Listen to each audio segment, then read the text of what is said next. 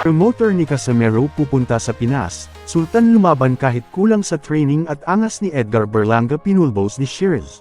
So una sa mga balitang boxing na as per Team Casimero member Kuyang Joseph na may narinig siyang development na ang bagong promoter ni Casimero ay lilipad sa Pilipinas. Para dito i-anunsyo ang malaking plano nila sa dating world champion. Malaki rin ang posibilidad na naghahanap sila ng mga prospects na may malaking potential na magiging world champion. Siguro yung mga updates, medyo may konting changes. Katulad nung imimit ni Tata yung manager or yung promotion sa ibang bansa. Ang pagkakalam ko baka yung promotion na ang pumunta sa Pilipinas. Baka magbago sila ng plans. From there, i-represent nila at i-announce nila na sila ang bagong promotion.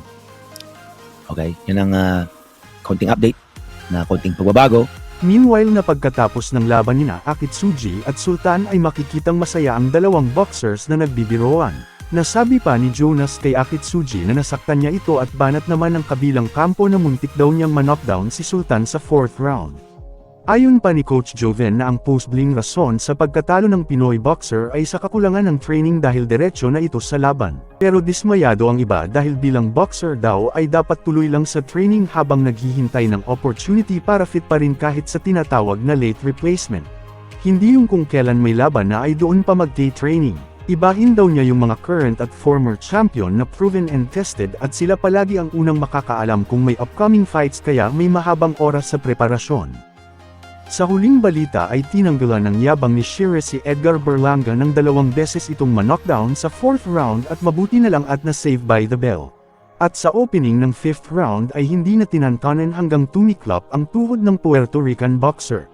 Umakyat na sa 22 win at 0 defeat at bumagsak naman si Berlanga sa 23 win at may 2 talo. Dahil sa panalo ni Shiraz ay sinabi ni His Excellency Turki Al-Alshak na ikakasa niya ang labang Alvarez vs Shiraz sa 2026. Pero kailangan muna niyang malampasan si Terence Crawford ngayong darating na September.